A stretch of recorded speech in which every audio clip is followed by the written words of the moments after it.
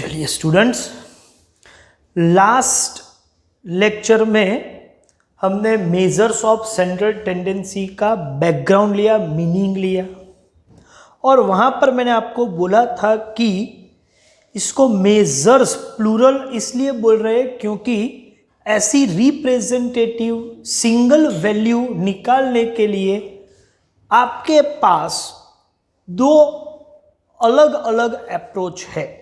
वैसे सब अप्रोच के साथ देखा जाए तो तीन अप्रोच बनने वाले हैं। तो डिफरेंट अप्रोच होने की वजह से ये एक नहीं, लेकिन ऐसे हम तीन मेजर्स निकाल सकते हैं। तो उसको हम बोलते हैं main measures of central tendency. मैं आपको बता दूं कि वैसे ब्रॉड क्लासिफिकेशन देखा जाए तो सेंट्रल टेंडेंसी के मेजर्स निकालने के दो अप्रोच है ब्रॉडली। एक अप्रोच है मैथमेटिकल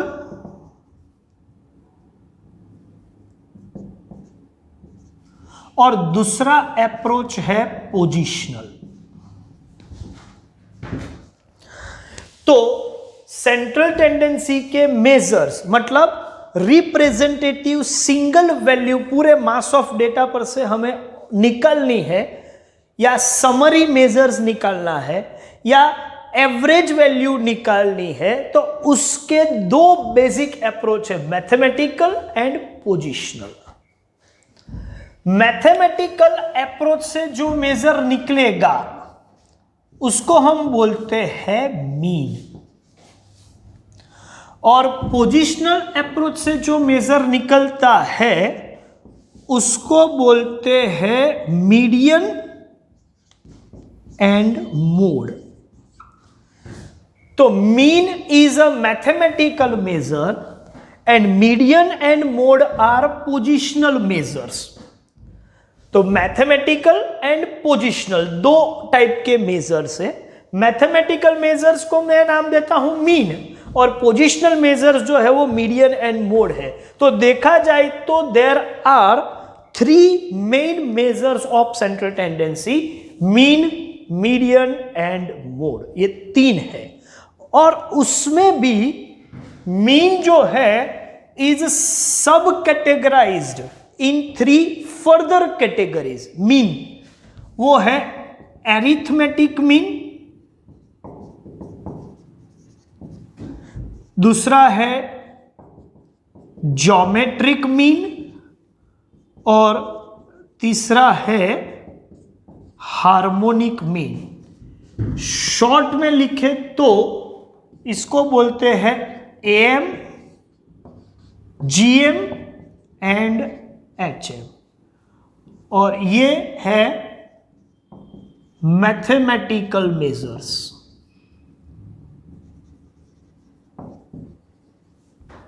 और ये है positional measures.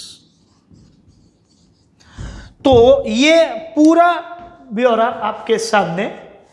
Main measures of central tendency are mean, median and mode. Mean further be classified in three categories: arithmetic mean, geometric mean and harmonic mean. अच्छा, अब ये सभी मेजर्स हमको पढ़ने हैं, यस पढ़ने हैं, लेकिन थोड़ा बहुत आगे पीछे होके। जैसे कि मीन, मीडियन, मोड में मीडियन और मोड तो हम पढ़ने वाले हैं, लेकिन मीन में एरिथमेटिक मीन और ज्योमेट्रिक मीन और हार्मोनिक मीन ये सभी पढ़ने हैं। मैं आपको बता दूं कि लेवल के हिसाब से आपको आगे बढ़ना है। जैसे कि 11th स्टैंडर्ड में एरिथमेटिक मीन और ज्योमेट्रिक मीन, और ज्योमेट्रिक मीन का भी बहुत ज्यादा डिटेल नहीं, थोड़ा सा सुपरफिशियल टच करना है, ये दोनों ही पढ़ने हैं। सपोज आप लोग हायर स्टडीज में जा रहे हो और फर्स्ट ईयर बीकॉम की बात करें स्टैटिस्टिक्स सब्जेक्ट की, तो arithmetic mean, geometric mean, harmonic mean तीनों आपके सिलेबस में है, लेकिन उसमें अरिथमेटिक मीन ही प्रैक्टिकली है, ज्योमेट्रिक मीन और हार्मोनिक मीन का सिर्फ थियरी पढ़ना है। लेकिन आप सीए या सीए जैसे प्रोफेशनल कोर्स कर रहे हो तो उस वक्त आपको मीन का arithmetic mean, geometric mean, harmonic mean तीनों वेरिएंट पढ़ने हैं और वो भी डिटेल में पढ़ने हैं, ठीक है, सब कुछ पढ़ना है। तो अभी आपको क्या कैसे पढ़ना है वो मैंने आपको बता दिया।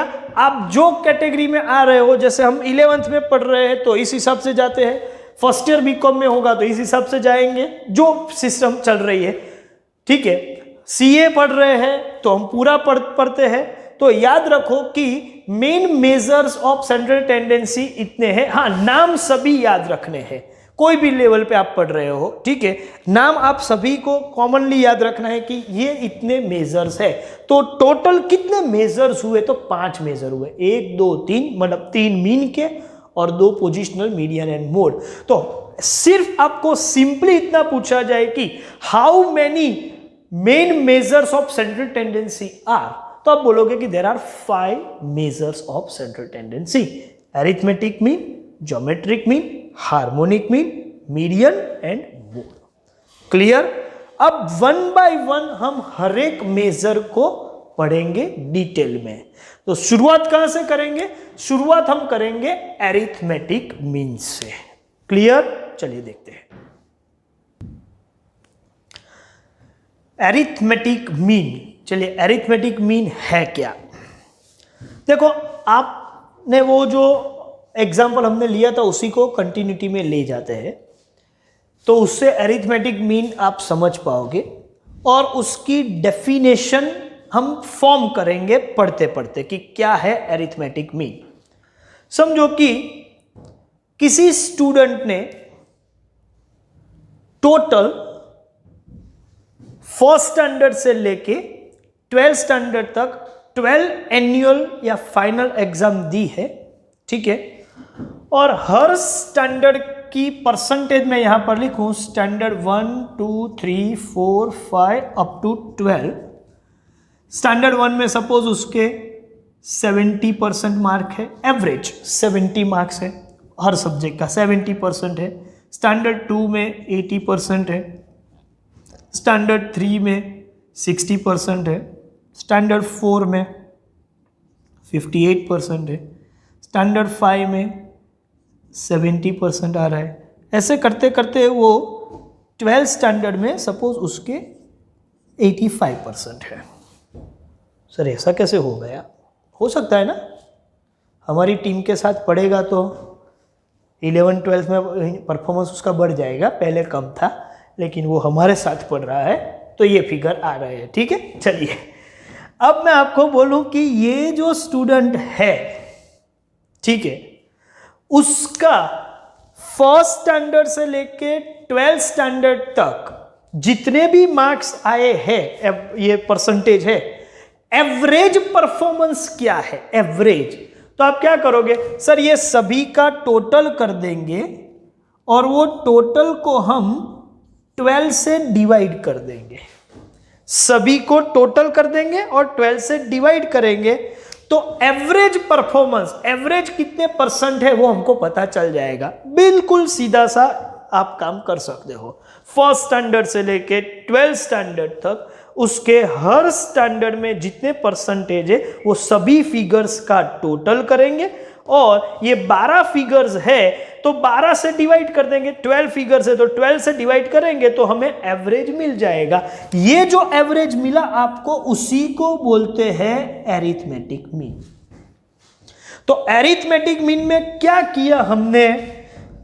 अरिथमेटिक मीन में हमने सभी वैल्यूज को, इसको बोलते हैं वैल्यूज या ऑब्जर्वेशंस, इसको हम ऑब्जर्वेशंस बोलते हैं। सभी ऑब्जर्वेशन का समेशन, तो हम लिखेंगे sum of all observations divide by क्या किया हमने? 12।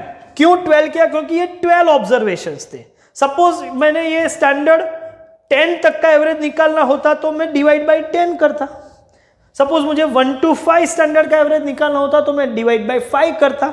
इसका मतलब डिवाइड 12 से करना है ऐसा नहीं है, डिवाइड करना है कि कितने ऑब्जर्वेशन है, नंबर ऑफ ऑब्जर्वेशन। तो sum of all observations divide by number of observations हम लिखे तो जो मिल रहा है उसको हम बोलते हैं एरिथमेटिक मीन।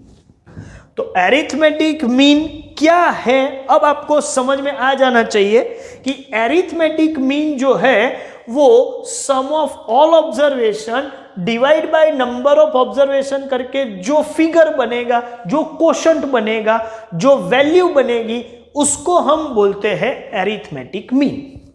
अच्छा, अब एरिथमेटिक मीन को मुझे डिफाइन करना है, ये बैकग्राउंड समझ में आ गया। डेफिनेशन जब मैं लिखूंगा तो थोड़ा ध्यान से वर्ड को फॉर्म करते वक्त आप ध्यान रखो, और कोई भी डेफिनेशन में गारंटी बोल के चलूं, कभी भी क्रैम करने की जरूरत नहीं है। आप पूरा समझ लो तो ऑटोमेटिकली आप खुद उसको फॉर्म कर पाओगे। समझने की जरूरत है, अंडरस्टैंडिंग पावर डेवलप करेंगे। जैसे कि यहां पर कोई भी फिगर, यहां पर देखो सम ऑफ ऑल ऑब्जर्वेशंस एक फिगर ही होगी, और वो एक फिगर के डिवीजन में दूसरी फिगर होगी। मान के चलो ये फिगर है ए और नंबर ऑफ ऑब्जर्वेशन बी है, तो ए अपॉन बी का जो कोशंट बनेगा, जो वैल्यू बनेगा, वो एरिथमेटिक मीन है। किसी भी मैथमेटिक्स में एक वैल्यू ऐसे न्यूमरेटर में है, एक वैल्यू ऐसे डिनोमिनेटर में है, तो ये जो पूरा कोशंट है उसको एक स्पेसिफिक नाम दिया गया है, शायद आपको मालूम भी है। ऐसे न्यूमरेटर और डिनोमिनेटर में फिगर रखते हैं तो उसको हम क्या बोलते हैं, मैं बोलूं उसको हम बोलते हैं रेशियो। एक फिगर न्यूमरेटर में, एक फिगर डिनोमिनेटर में, तो पूरा जो कोशंट बनता है उसको हम क्या बोलते हैं, रेशियो बोलते हैं। अच्छा, तो एरिथमेटिक मीन अल्टीमेटली क्या है, एक रेशियो है। कैसा रेशियो, जिसका numerator sum of all observation है और डिनोमिनेटर नंबर ऑफ ऑब्जर्वेशन है।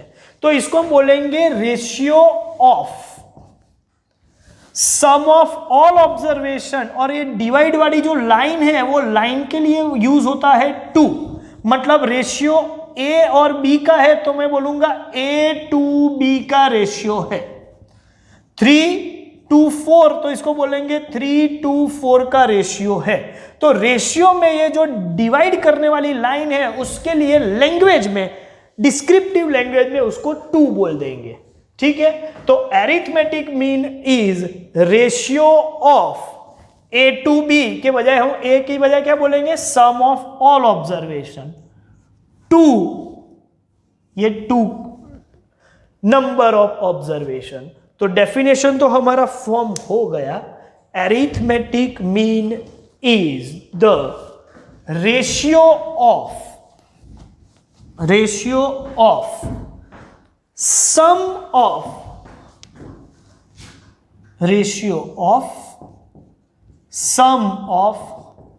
All observation to number of observation. तो ये हमारा डेफिनेशन टेक्सचुअल लैंग्वेज में लिखेंगे तो इस तरीके से लिखेंगे। तो चलिए मैं अभी ये लिख रहा हूं, इसको फॉर्म कर रहा हूं, जो हमने पढ़ा, जो समझा वही। Arithmetic mean is defined as the ratio of sum of all observations to number of observations। तो ये तो डेफिनेशन लिख दिया। थोड़ा एलाबोरेट करते हैं कि suppose let x1 x2 x3 up to xn be n values of observations, then their arithmetic mean is denoted by x bar.